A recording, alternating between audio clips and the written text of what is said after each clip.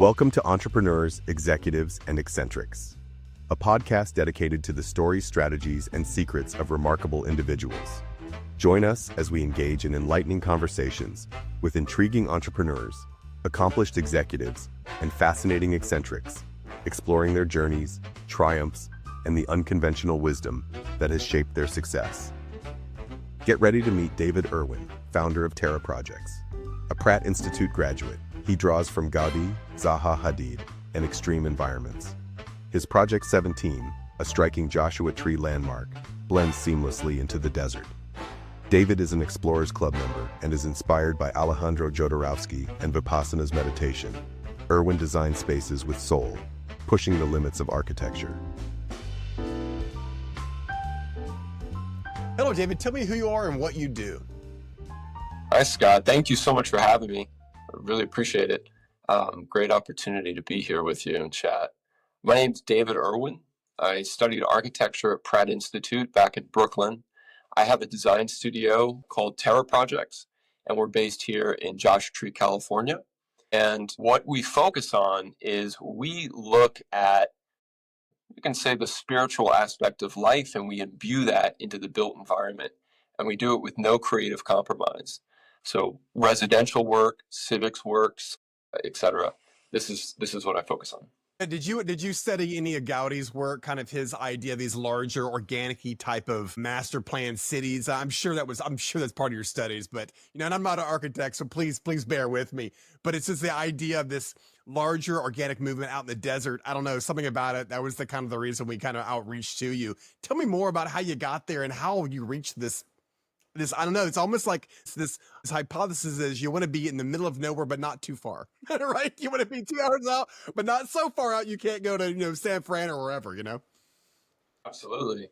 Yeah. I think a good way to answer that question is, so I actually moved to the desert in my Volkswagen Westphalia.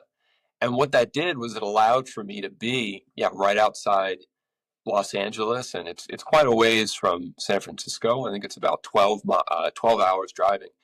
But it gave me this beautiful kind of mobile unit while I was building my studio out here.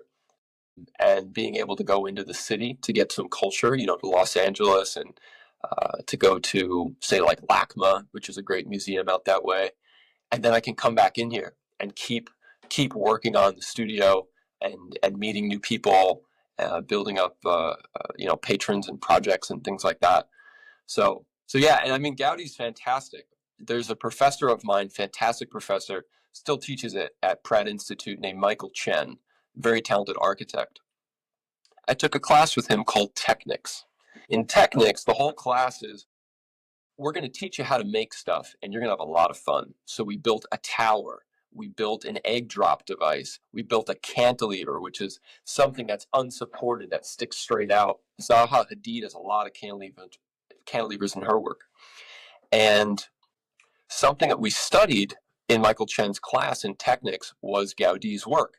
So what we did was we took kitchen string and we'd hang it, and we'd take fishing weights and we'd hang the fishing weights.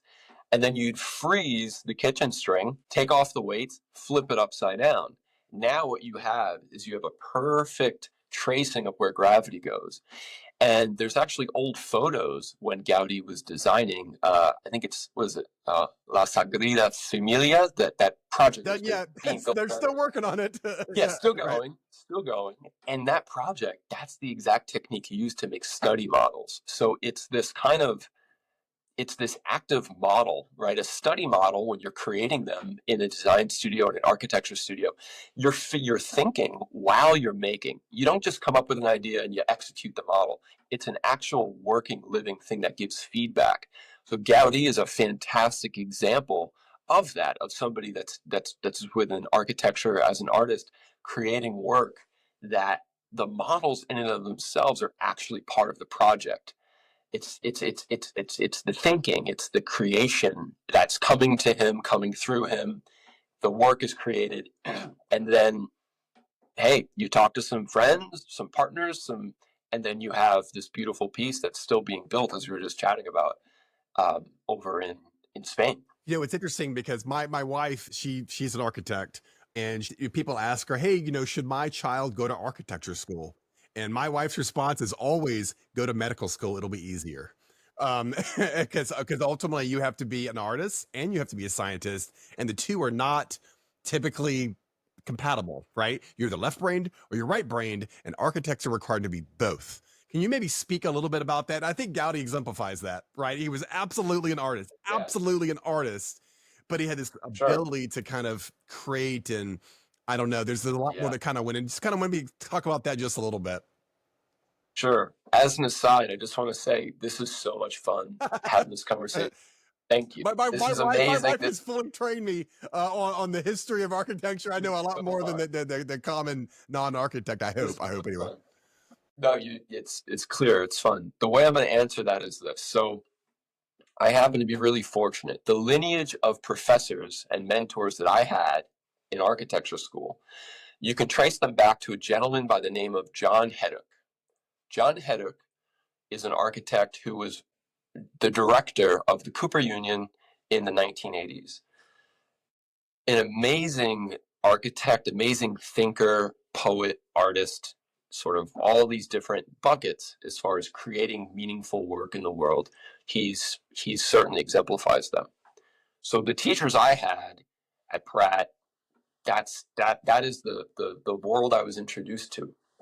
So that's that.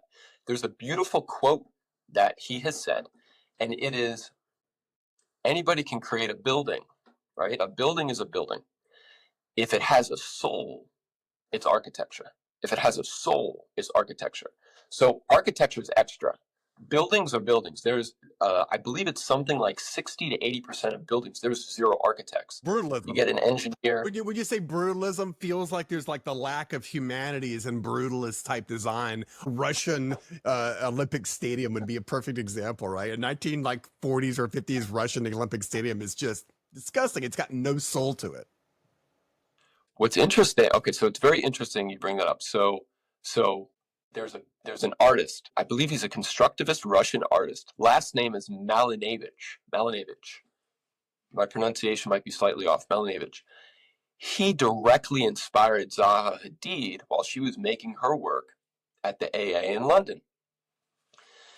There's an energy, there's a dynamism to Zaha's work, which is quite profound, and it is absolutely undeniable. Her work is taking the colors that Malinevich was using within his paintings and the line work and beginning to breathe new life into them. There's something channeling through her, and she was the one to deliver it into the world as architecture. There's a dynamism to it. Now, my personal opinion on brutalist work is that there's actually an honesty to it these days that is quite striking for people. The raw materiality, there's an honesty to the materials where, I mean, sometimes modernism is just boring. It feels like a doctor's office. It's white, it's blown out, too much light. So I think that there's touches of the brutalism that is certainly, it occurs to me, it's needed right now with society where we're at with creating work. And I would say that there's particular buildings that they still hold their own. But rather than sort of a whole style, I would definitely need to go bit by bit with different buildings that are powerful and that can do their thing, and they happen to be in the canopy of brutalism, rather than saying the whole style is X or Y. Habitat 67 in Montreal. It almost has a feel of rock, right? Of like some type of chipped rock or whatever, and it's listed as brutalist. I don't think it is. I feel like it's an organic building that almost looks like molecules that kind of put themselves together. And but again, untrained eye, right? I'm looking at it from an untrained eye may not kind of classify that in the same way. Well, it's a great point, right? Something we were chatting about before we jumped on the call is migration and where people are moving, right? There's a lot of people that live in cities.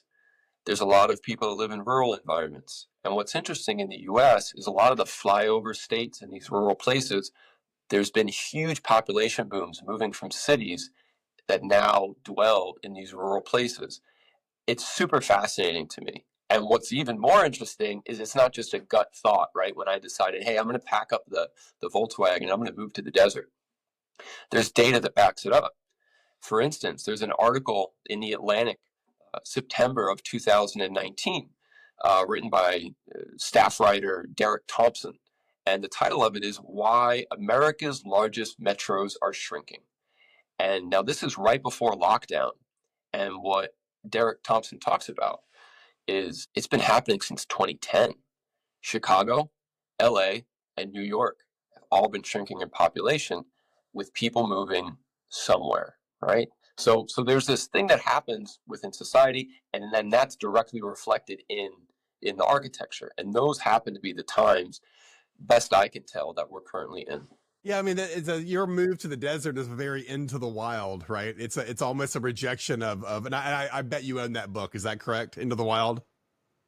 Yes. Yeah, it's just that's what reminds me of the rejection of kind of not modern society, but just humans, and too many of them, right? In one kind of spot, right? So you get to the desert, you're in your VW, and I must presumably bought some property out there, and now you're kind of building your life, and it sounds like you're also building a design studio. You're building a lot of these things. How in the hell did you come to that conclusion? It feels I don't know, it feels brave. Like, you know what? I'm going to the desert. I'm going to make a whole new everything. And then how do you start? Yeah. I mean, I'll share a quick personal story. So my late godmother, I was visiting in Brooklyn right before moving to the desert, and I had different conversations with different family members, and she sort of was putting all the stuff together. I hadn't seen her in years, and we sit down and we're talking. And coming from a very loving place, she said, "Okay, I heard you bought a van and you spend a lot of time in it, and I heard you're moving to the desert." So there was clear concern on her face, and understandably, and I had a conversation with myself when I was turning 30. I said, "What do I want to do? What do I want to do to celebrate this?" I said, I want to go meet an artist I'm very inspired by, Alejandro Jodorowsky, the famed film director. He also is a sort of a magician of sorts and is into tarot and all these different things. He lives in Paris. Okay. So I decided to go there for my 30th birthday, and I said, "Hey, what else am I going to do while I'm there?" And I had heard about this Vipassana meditation retreat. It's 10 days of silence, lots of meditation. And I grew up around meditation with my mother meditating and doing energy work and things like this. I said, "You know what, let me do that. I want to go see Alejandro, and the rest of the time I'll do this meditation retreat." Well, I came out of that meditation retreat, and that's where I started to have these realizations. I get out and start putting these different thoughts together of, I think my time living in the city for right now is done. I want to move somewhere rural. And I love Big Sur, California, and I love Joshua Tree, California. Spent some time in both. And I said, "Okay, that sounds good." And so I'm just this is all internal. I did a Google search because I was also like, I love designing architecture. I love design. I love art. I also, financially, I'm super interested in being able to use my time on earth to impact as much as I can. So let me learn this business thing more. I want to own the designs too, because the story of design is incredibly important to me in the studio. The story of it. How can we make sure that story keeps going, right? To speak of our times that we're in right now. I said, "Okay, but if I own it, I think that would be helpful." I'm like, "Yeah, that would be helpful."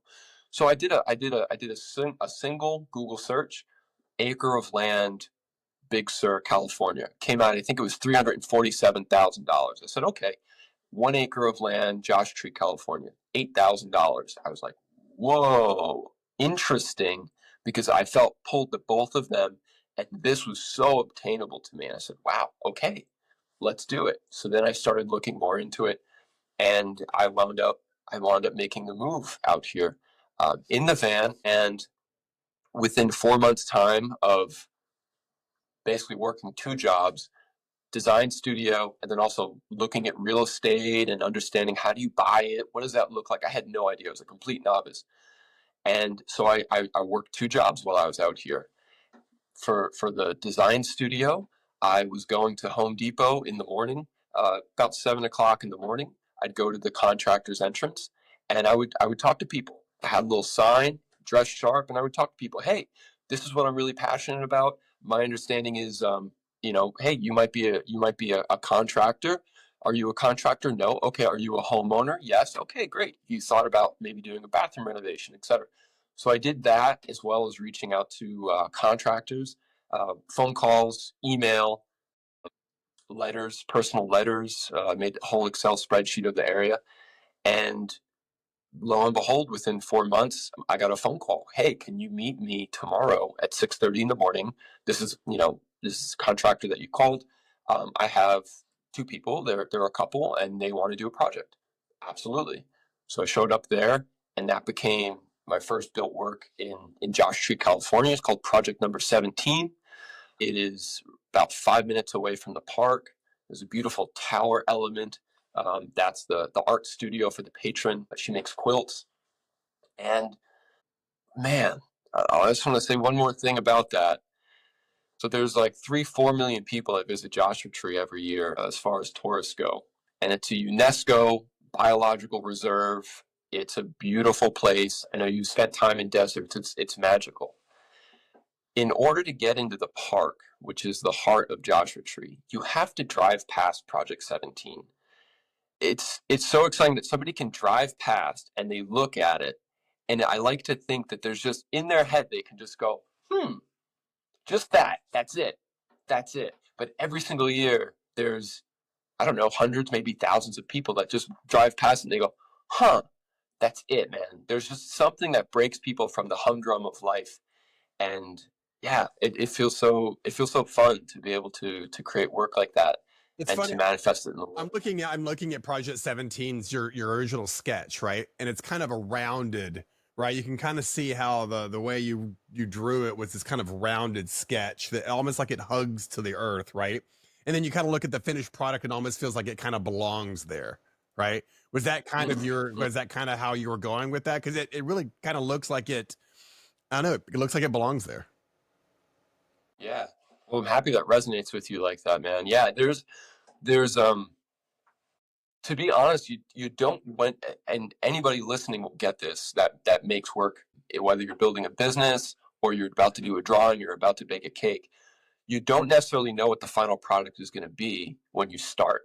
Always new things come, and it changes and morphs and things like that. But there's an essence that you're tapped into that makes you go, ooh, that's the idea. There's something there that excites me.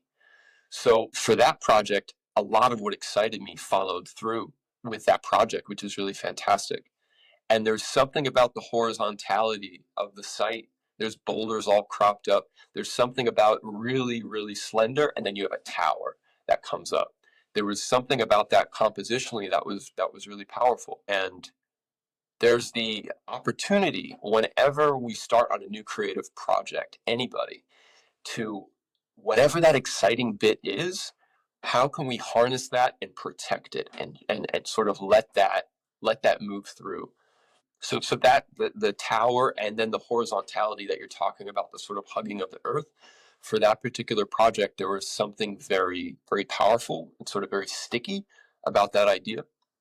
Yeah, no. What's interesting is it feels like you were looking for solace on that, really kind of an Into the Wild, and I also saw that you're a member of the Explorers Club, which is fascinating. By the way, we want to talk about that in a bit, but it's almost like you moved to the desert with the explicit reason to but gotta build your next thing, right? But it sounds like you're slowly kind of specializing in these Mars like endeavors, these they're kind of these buildings that are kind of built for the kind of out in the middle of nowhere, it is like, because you have to somehow, where's the water come from, where's the power come from, how is this done, you have to keep all that into a kind of, how do we minimize how much surface area is, the sun doesn't heat this building up, or all the things, right? Is that your specialty now, is this kind of desert living or desert architecture?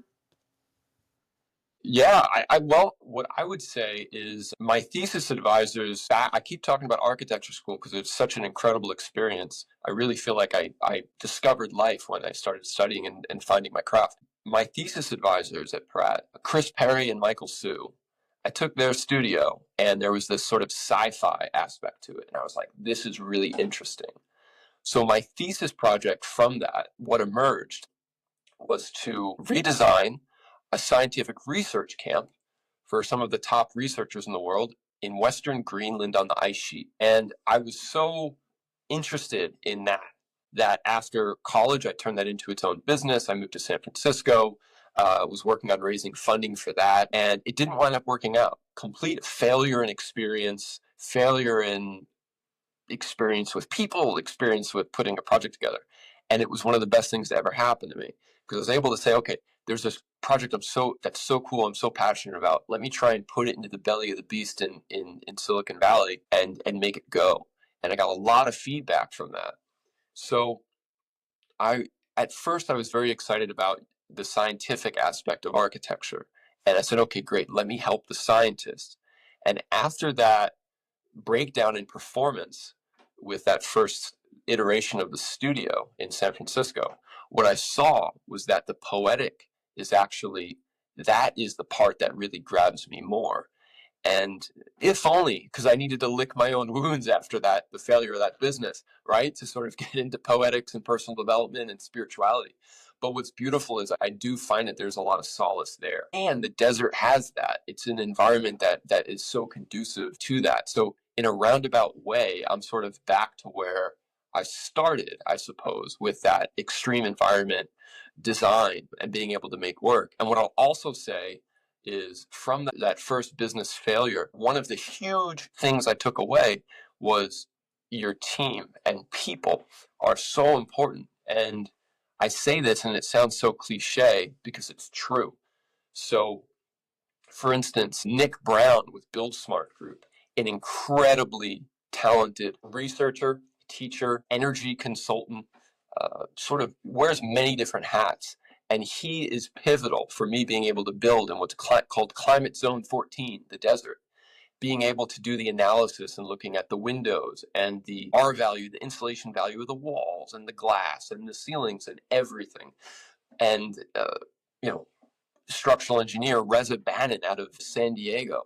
The guy is a complete animal. He is the nicest person to work with, super talented, and really is on top of this stuff and knows his craft of structural engineering so well. So what I found is there's this beautiful resonance out here with people that know areas much better than myself, which I don't want to go as deep as they have, but that's their craft. Great. Put them together, and then we can create things like Project 17. Yeah, it's so okay, but so the this project that didn't work out in, did you say Greenland? You said Greenland, right? Yes, That's Greenland. and it's just that's one extreme to the other, right? So that, but they're probably opposites, right? You want to in Greenland, you probably want to maximize surface area for southern exposure, right? For heat and that kind of stuff.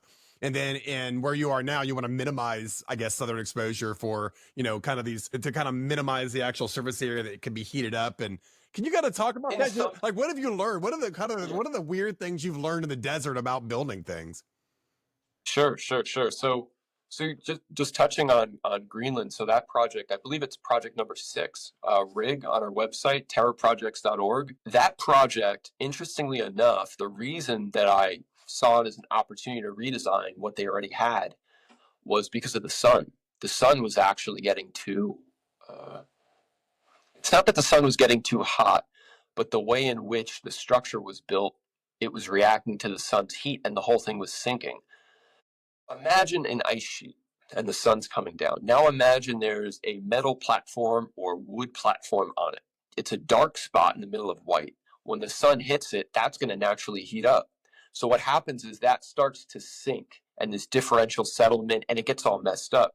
So the idea was, let's take some inflatables, some very strong inflatables. Shout out to John Sweezy with Matt Jack in Indianapolis, Indiana. Extremely talented gentleman. He created a full-on prototype for the rig inflatables. So fantastically talented gentleman, created a beautiful company, and provided it completely of no charge. Made this whole prototype, which was later shown at the Explorers Club in New York City. So that was sort of the approach there. It's like, okay, the sun is doing this thing. Let's approach it with a novel foundation, and then let's build the architecture on top, flat pack it, put it in C-130 Hercules, get it over there so that these scientists can focus on science. Let's come up with a cool way to build. In the desert, there's definitely idiosyncrasies here, and I do not know everything about the desert. I certainly do not know everything about the Arctic or Antarctic, but these extreme environments teach you things when you live here for a little bit. So I have a little bit of knowledge with it. And what I've seen is you cannot escape the western sun. When the sun is setting, especially in the summer, it's going to hold the horizon. And if you have a overhang that's a football field long, it's going to hang at the end of that football field and just blast you in the face. So there's an intensity to it. And as you were mentioning, the southern exposure is always something to look for.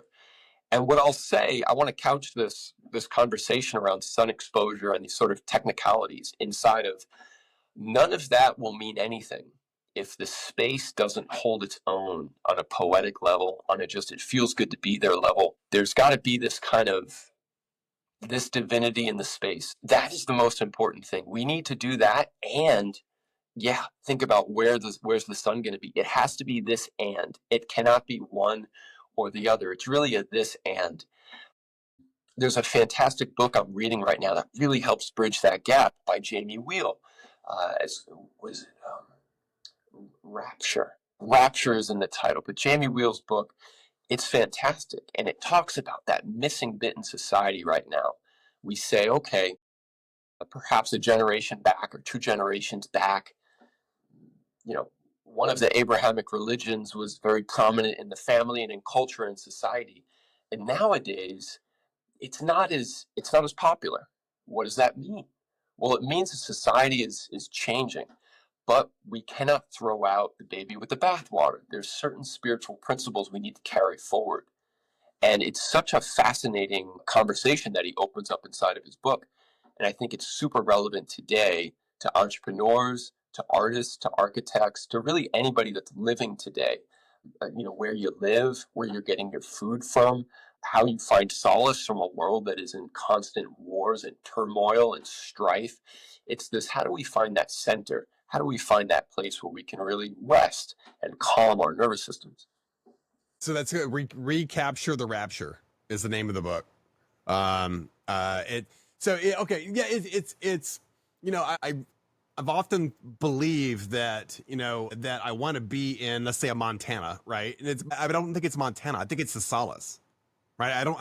I think it's just a place where it's just extremely quiet and you can be alone in your thoughts. You can actually, kind of reconnect with the things around you that, in a city, you're not doing that.